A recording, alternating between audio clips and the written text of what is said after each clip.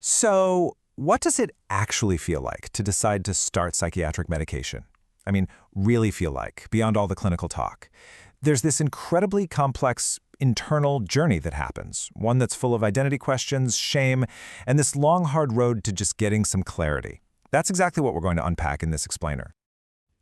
This quote it absolutely nails it. For so many people, deciding to take medication isn't some kind of victory lap. It feels a lot more like a surrender.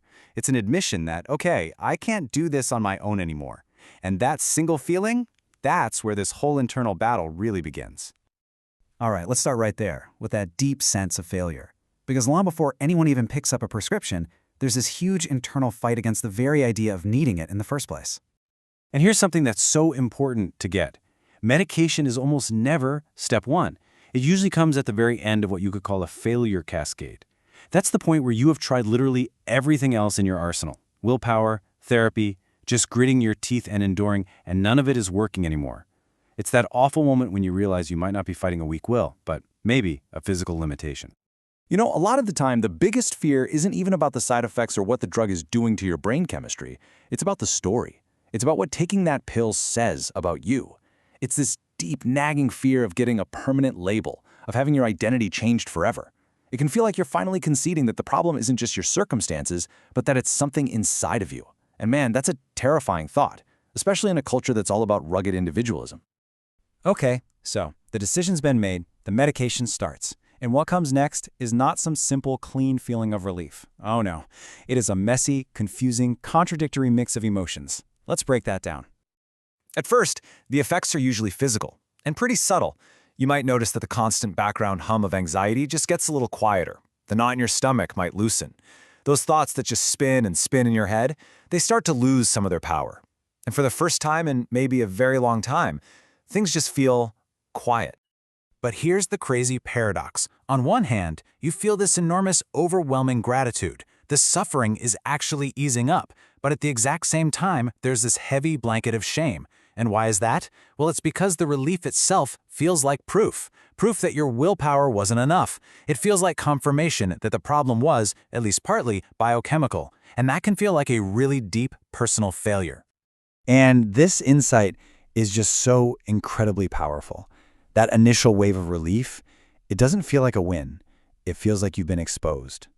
Like a curtain has been pulled back, revealing the one biological truth you were working so desperately to deny. So as this goes on, the effects start to go even deeper. You see, medication doesn't just subtract the bad feelings. It can change the entire texture of your emotional life. So what does this new stability actually feel like? Well, a really common experience is something called emotional modulation, or flattening. Basically, the highest highs get a little lower, and the lowest lows get a little higher. Everything kind of moves toward the middle. Now, life feels way less overwhelming, which is great, but the trade-off is that it can also feel less vivid, a little less sharp. So you essentially trade in that state of high emotional volatility, of being super reactive to everything, for a more stable, sometimes almost distant feeling. Experiences just seem to lose their urgency.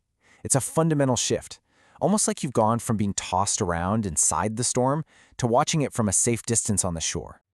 And that distance, wow, that distance can lead to a huge realization. You start to see that what you may have always thought of as passion, or being deeply engaged with life, was actually just emotional chaos. That constant state of crisis wasn't a sign that you were living fully, it was a symptom. This newfound distance, this clarity, it leads to the single most important impact of the whole process. And it's not an emotional one, it's a cognitive one. It's a complete shift in how you see yourself. For so long, the question has probably been looping in your head.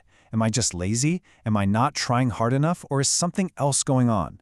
The experience of the medication basically forces you to answer that question once and for all. And the answer, when it comes, is often brutally simple. It's the end of all the excuses, all the rationalizations, all the stories. It's the stark, simple admission you've been fighting for years. I am not okay. That right there, that's the real turning point. But, and this is absolutely critical, that realization doesn't have to mean I am broken or I am flawed. It can be reframed as an act of self-preservation. It's just recognizing that you've hit a limit and you need to protect yourself from getting hurt any further. So if medication isn't a sign that you're broken, and it's not some magic cure-all, then what is it? How are we supposed to think about its role in this whole journey? Okay, the crucial point here is that medication is a tool, and it has a very specific job description. It reduces symptoms, it helps you stabilize, it creates a little bit of breathing room. But here's what it doesn't do. It doesn't do the hard work of recovery for you. It can't give you back a sense of meaning or rebuild your identity. It simply hits the pause button on the crisis.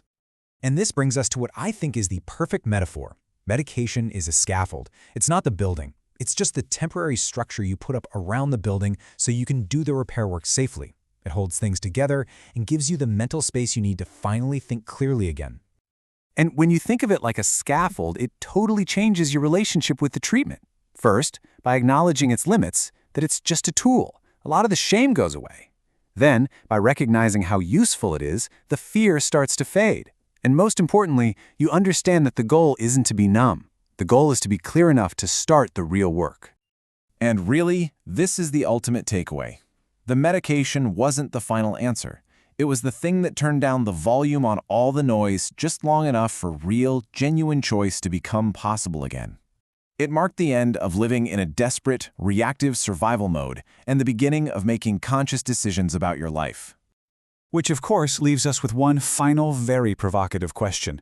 Once that scaffold is up, once the immediate crisis has passed, a whole new phase begins. You can finally step back and ask yourself, is this stability worth the emotional flattening? Is continuing to take this worth the cost? And that's a question that you can only truly answer once you've been given the quiet space to finally ask it.